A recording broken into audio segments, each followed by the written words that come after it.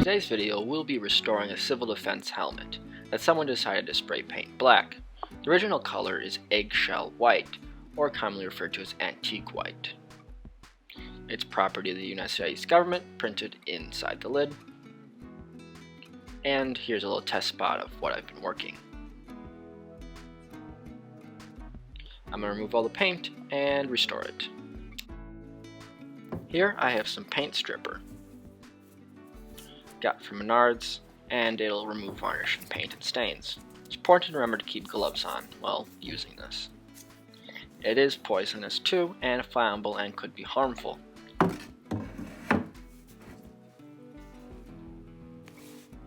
Next we have a paper towel. We'll be putting some of the stripper onto the paper towel and applying it.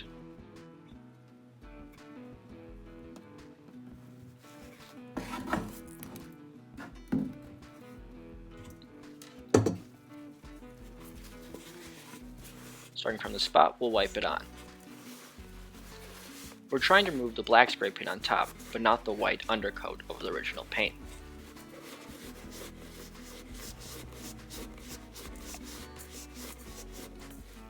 And it starts to come off.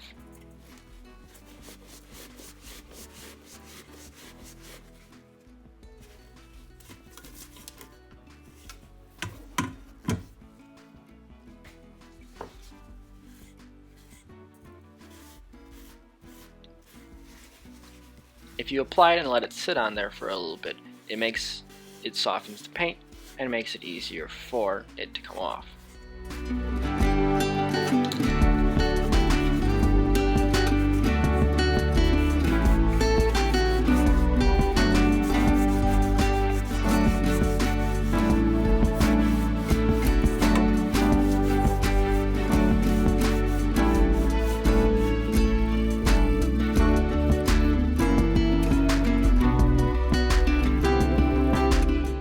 Along with paper towels, steel wool is very useful for removing paint.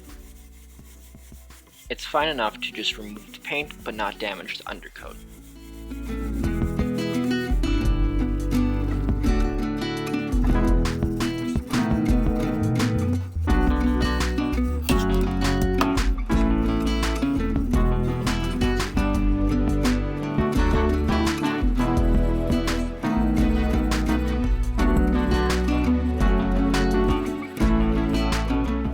Now that we are done with the underbrim of the helmet, let's move on to the top. Normally there's an insignia there or there, and I would like to see if there is one. So we'll be starting with those spots. Applying some of the paint stripper.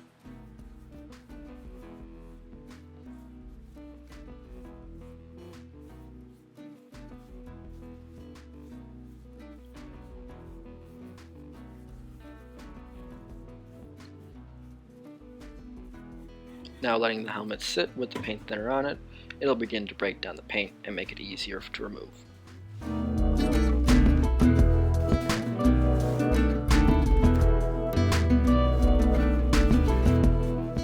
We can now take some paper towel and begin to remove the paint.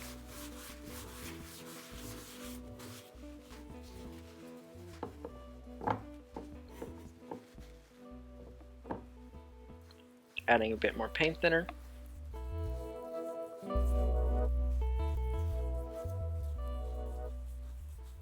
The original amount applied was not enough to cause the paint to peel off.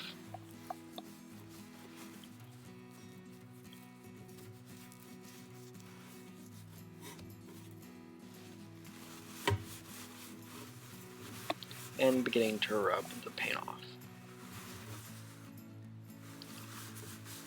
We see that there's no insignia there.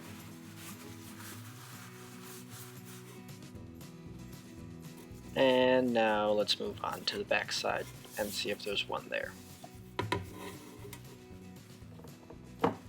Repeating the same process, adding the paint thinner on and letting it sit.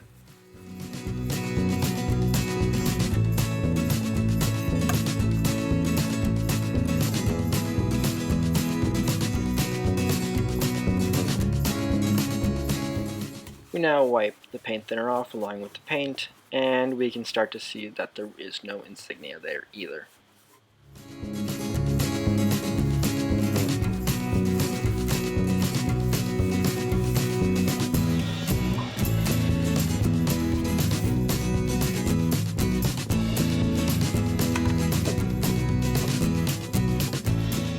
Let's move on to finishing the whole helmet with some steel wool and the paint thinner.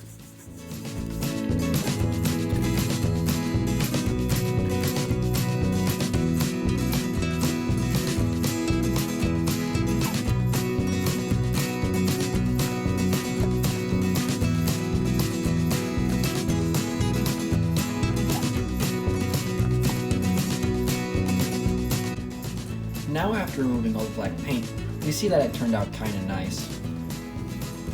Until you turn it over. The reason why it was probably painted was because there's all these worn through spots. There's also many chips in the paint. But now we're going to repaint it. The paint that I found that's closest to it is heirloom white. Another white that's close to it is antique white.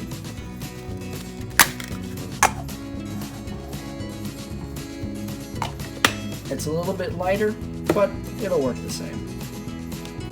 Now before I paint it, I'm going to go over the parts that have chips instead of where the paint is just worn away. The reason why is the one with chips is more sunken in than the parts where it's just worn away. Where it's worn away, it won't be as noticeable when it's spray painted. But here, where it's sunken in, you'll be able to see that sunken in part still after it's painted, unlike the part where it is just slightly worn away.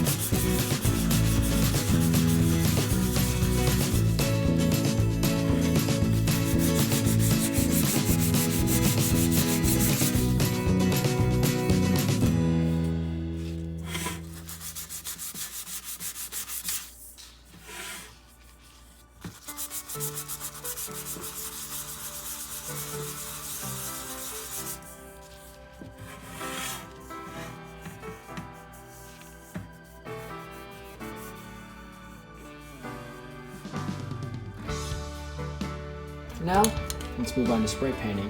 When spray painting, remember, quick pushes as you pass it. You don't want to just drench it, because then you'll get drips. It's just quick, light passes.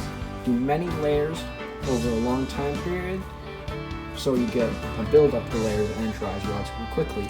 If you just kick it on, you'll get runs and bubbles in it.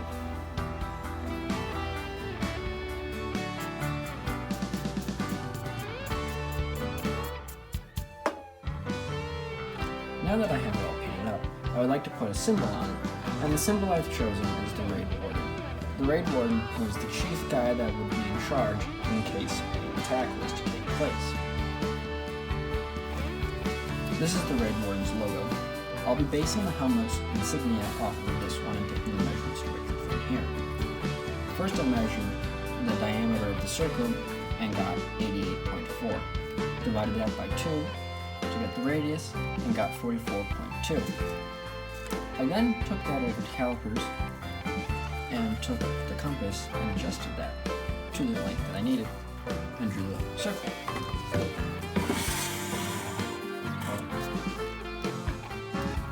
Next, I'll be adding the triangle and calculating how big these have to be to make a fit on.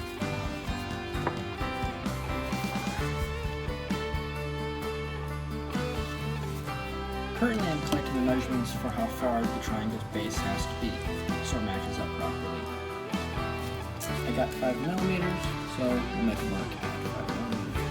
And then, now, we'll measure the rest of the triangle. And get 57.36 millimeters.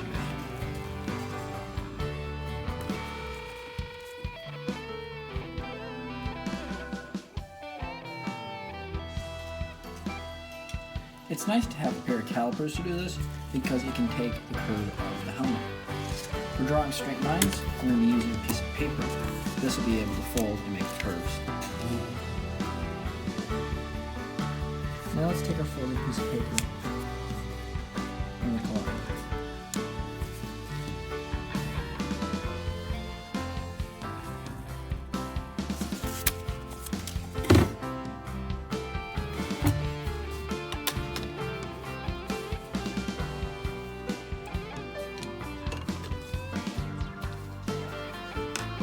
Now that we got the line on, let's double check with the calipers and make sure everything is on there properly. Let's first start off with one of the sides. About 7.05 to millimeter. And it's around there. Check the other side. We're good. Now let's do from the base to make sure our line is straight.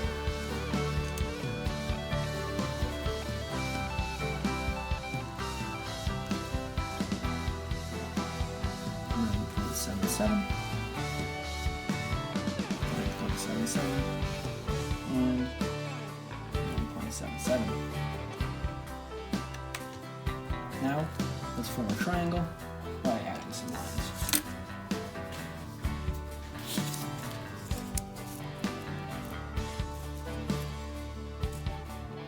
You can see how the paper comes in useful is kind of go with the shape of the helmet.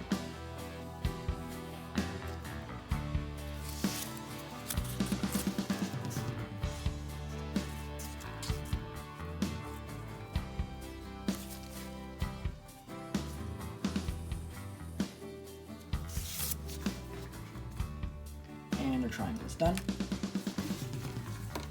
Now we need to add these stripes in here.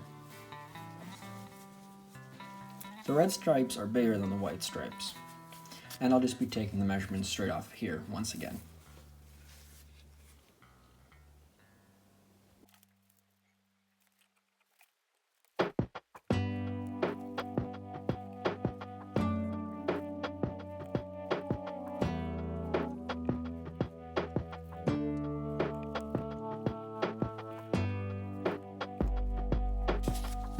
And time to add in the lines.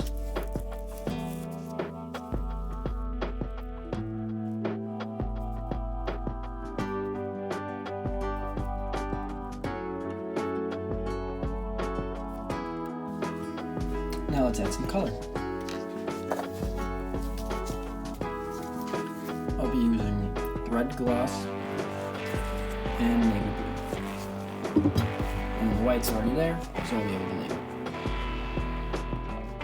First I'm going to start off with navy blue and a fine brush and do the outline of everything.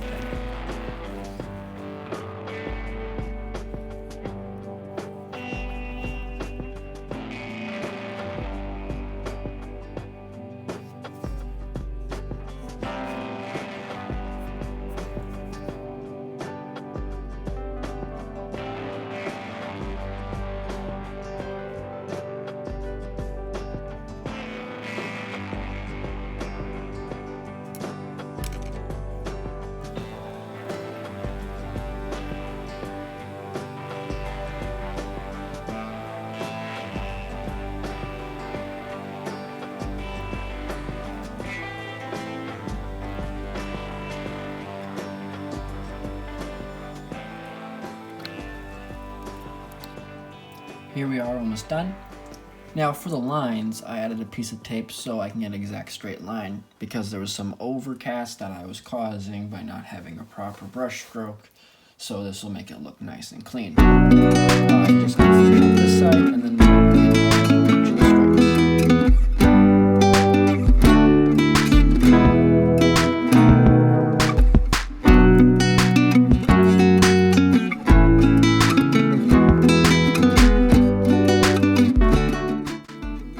Now let's add the red lines, and I'll be doing the same technique that I used before by using the tape to mask and paint to get exact lines.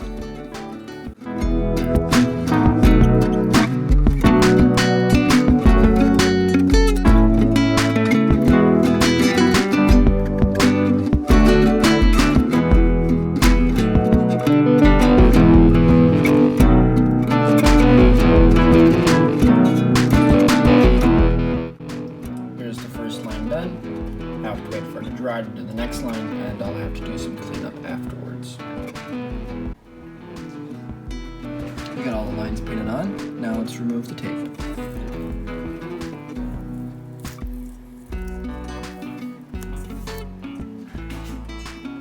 Now all that's left is a bit of cleanup work, and then we'll be done. Now we're all done.